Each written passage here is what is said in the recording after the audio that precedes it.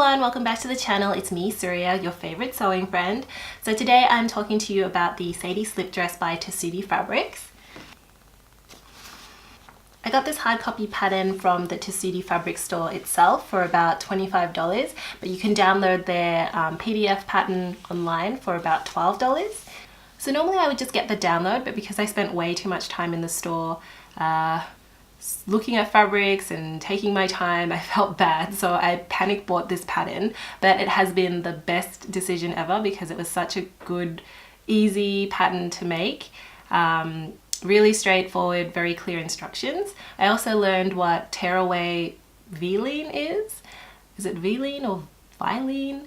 Tear-Away Vilene is sort of like a interfacing that you use for your necklines, armholes and waistbands, just to make it a bit more sturdy around those areas so that it doesn't sag and stretch over time.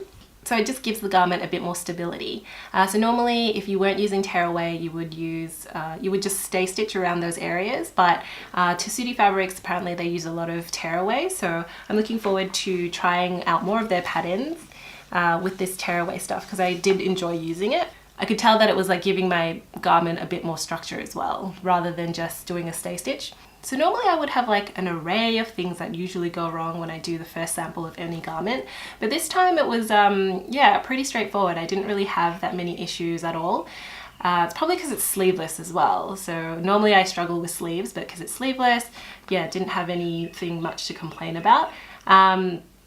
Yeah, it was just a really easy make. So I'm a size small in the Sadie slip dress and it fit perfectly. It's probably also because it's like cut on a bias, so the drape is really nice and all the fabrics that you use are very lightweight, kind of drapey kind of material, so on a bias it just sits really nicely on the body. The dress is also made using French seams, and if you watch my previous vlog about the ruffle sleeve top by In the Folds, that also used French seams, so I had a lot of practice doing French seams and learning how to do that. So when it came to the Sadie slip dress, because it was just like one massive side seam that was a French seam, yeah, it was like really straightforward for me, and yeah, it turned out really well. At least I didn't, because you know, the problem with French seaming is sometimes you don't get cut close enough to the stitch line, and then when you do encase it on the other side, the edge sort of pops out and then you have to do it again. So this time I was like a lot better at doing French seams, and the side seams all turned out really well. So all that practice paid off, all that French seaming paid off.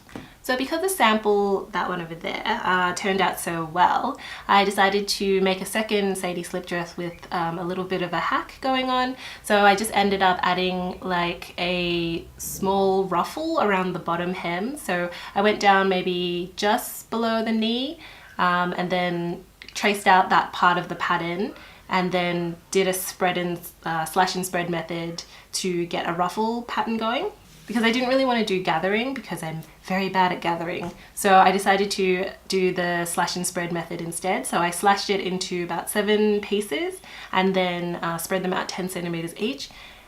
In retrospect, I probably could have gone a little bit wider with the ruffle because I do like things to be very voluminous. Yeah, but it did turn out quite cute, so I tried to like mismatch the stripes that I was doing. It kind of turned out okay, but then like when I was, because the ruffle kind of goes around in a curve, so when you put it on stripes it kind of, yeah, it curves around, but then when I stitched it up it looks as if it's meant to be matching on one side and then just doesn't, so whatever, it's just a sample anyway. But yeah, I think the hack turned out okay. The only difficult part with that was this fabric that I was using was kind of thin, so it was a little bit see-through. So I ended up having to make the facing of the neckline of the Sadie slip dress into a lining. So I just extended it to the length of the dress. So I just used the dress pattern again and then attached that as if it was the facing. I stabilized the top part of the dress by ironing on some lightweight iron-on fusing.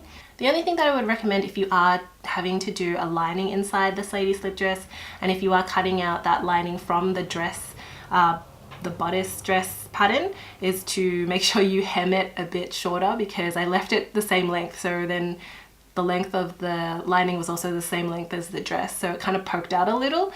So yeah, I just had to cut it back and hem it up a bit more. That turned out okay. So at least now it's not see-through and you can't see my bits. So then after I did the hack, I also ended up wanting to make this dress in a black version. So I got this one, this material from the fabric store, and it's a very lightweight viscose. I really like it. It's kind of like, kind of feels like a nightie. Like one of those soft cottony kind of nighties, but it's made out of viscose. So the only difficulty I had with using this particular fabric was because the thinner your fabric is, I find it the more difficult it is to sew things together. And also when I was ironing this fabric, I feel like the fabric may have grown a bit, so the facing and the bodice didn't really match up as much as I thought it would be. And then also, I feel like when I cut it, I feel like it grew a little because it became longer than the other fabrics that I was using. So I ended up just like hemming it a bit more. So this one's a bit shorter than the other dresses that I have.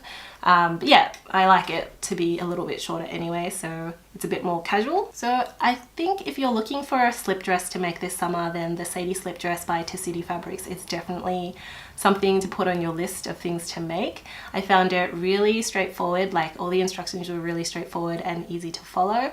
And the recommendation to use Tear-Away was really good. It was really interesting to me as well because it's the first time that I ever used Tear-Away, but now I'm kind of obsessed and I want to use it for every neckline and every armhole. I think if you've done, if you've put facing in a garment and you've done French seams before, then you should be fine. I think also if you've ever put like thin straps onto anything, then yeah, you should be okay. But the instructions are really straightforward anyway, and yeah, I highly recommend trying out this pattern and making your own slip dresses. I want to try to make a couple other slip dresses, maybe in a nice like shiny satin or something, or a silk satin, because yeah, I've seen a lot of them on the Instagram. I've seen a lot of them on Instagram and they look really nice and fancy, so I think I might try to make something in a shinier material for the festive season, or yeah, just to go out in. So that's it. If you like this vlog, hit that subscribe button and give us a thumbs up, and hopefully I'll see you in the next one. Bye!